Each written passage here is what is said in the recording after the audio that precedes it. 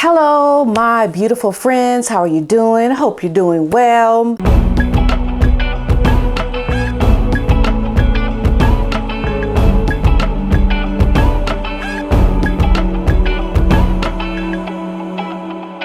This whole thing about Prince Harry, demasculinization of him, and how he has definitely been stripped of some things that he doesn't even realize has happened to him. Like he is like not even aware what has actually happened to him. My experience, just even living in foreign countries myself, you have this time where you're really feeling it. You're really enjoying your time living in a foreign country. Everything's new, everything's exciting, But then it gets down to, well, the normal mundane things of life. And then you start to settle into what your new reality is. You start to see that you're a fish out of water. Now, that is something that a lot of people deal with, but they can keep going, doing what they have to do, living abroad, living in a foreign country. I mean, that's just the normalities of life. But I think what the difference is with Harry is that whole identity is recognized by the country. You know what I'm saying? Like he is a prince of a country. And I know maybe that's not correct, like in terms of the way it's done with the British way of looking at things. But as an American looking at it, he essentially belongs to that country. This is his oath. This is his stance of his whole being. He is a British man who is born into the aristocracy and the tradition and the constitution of that country. What comes along with it is so much more ingrained in him as a man, an individual, a person, that he is not going to be like the typical person who is like feeling a little homesick. He has stripped himself of a country that he constitutionally belongs to, with all that it comes with, all the pomp and ceremonial things that it comes with. That whole meaning around his whole life is within that country. It's stapled within him. It's deeper. It's much more meaningful. He opened up about missing his friends and his family, and and his relocating to the States, stepping down from his duties as a senior royal. He said he misses the weird family gatherings when we're all sort of brought together under one roof. And I find it interesting that he misses that. He's going to just keep missing it because that life that he had, as many problems that he saw or thought that he had, that was his life. That was his everything, what he knows. And what is so telling about that is such a staple of his family.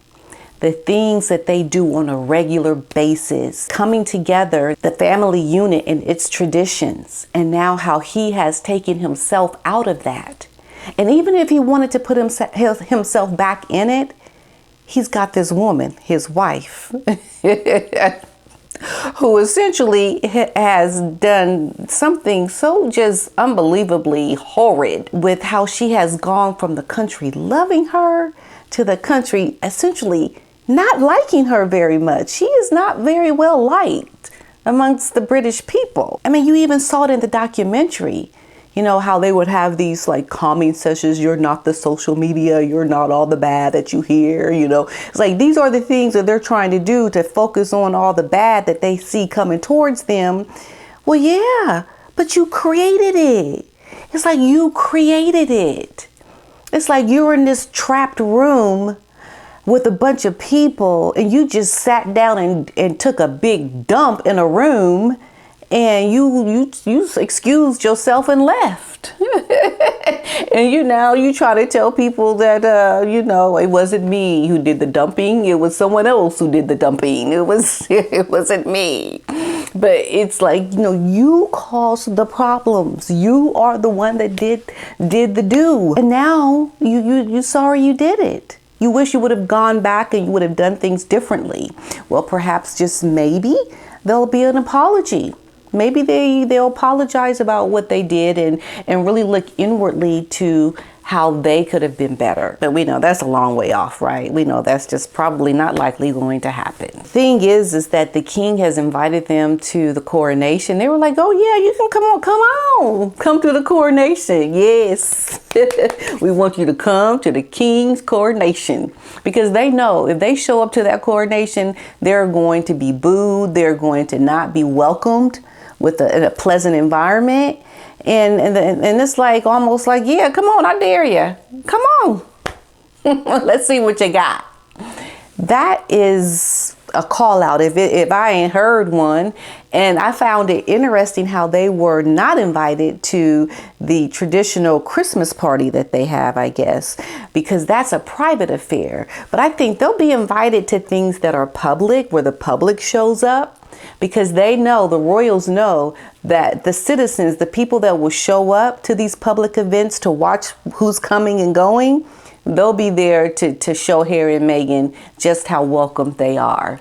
So I think you'll continually see them invited to things that are public occasions. So let's just take a listen to what Andrew Tate is talking about, and just listen in to how he puts it and what he's put himself through. The line of masculinity is that bad things are going to happen to you, and you're going to absorb them, and you're going to use them and to grow into a more competent individual. If you look at what society expects of men and what even females expect of men, they expect a man of competence. And for you to be competent, you have to have lived through some things. To be good at being a man, you have to have had a hard life. If you look at any superhero, his life was hard. And I think that demasculinization of men is a genuine plague we are suffering with in the West. And Harry, in many ways, he's ended up a beacon for that. Meghan has something to do with that. It's certainly the way she talks about the royal family as a whole, the way she talks to him and about him. There's certainly an element of people waiting for him to stand up and say, listen, that's the royal family. You can't talk that way. Or you decided to be with me. There were certain things you were expected to do. But he simply just allows her to demasculinize him in public, and everybody feels uncomfortable with it.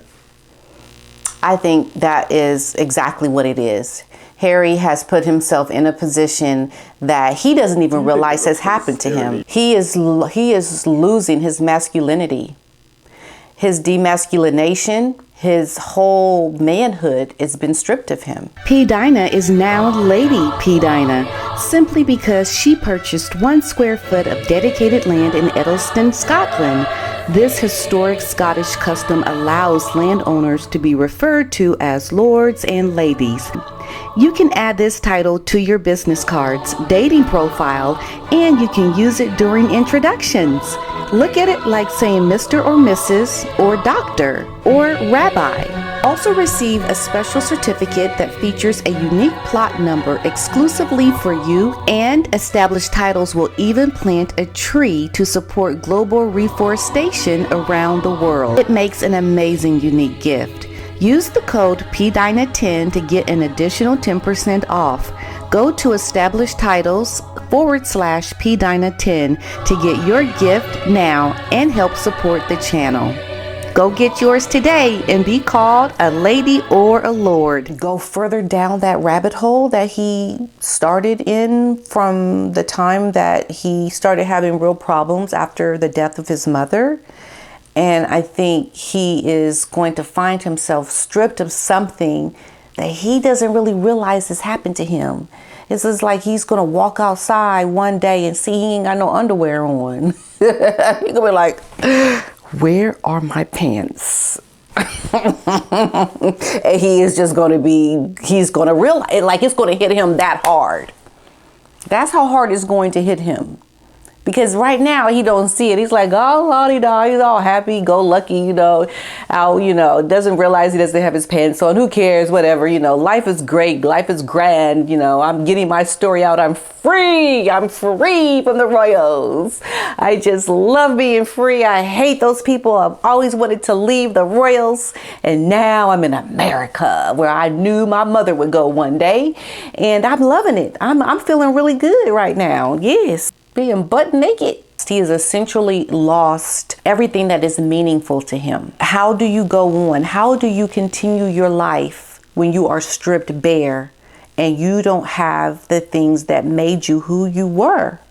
Harry has not put his foot down once to tell his woman, these are the things that are going to be expected of you. And if you don't do them, if you cause problems, then this marriage is going to be a problem. Like, that's how he should have put it to her. But no, he doesn't want to say these things to her because he feels as if she's running the show, and okay, honey, I'll come along with you because I really don't have the guts to do it by myself. This is exciting. Let me just come along and be your yes boy. Yes, honey. Yes. Okay. Yeah. Okay. We're going to do an interview. Oh, I'm writing a book. Okay. What's my book called? Spare? Oh, that's a good one, honey. Yes, my book is Spare. Okay. Yeah. Someone come up and type this. Make it come over here and type this. Like he's just wanting someone to do everything for him. He doesn't want to be accountable. He doesn't want to have to be the leader. He wants to be led.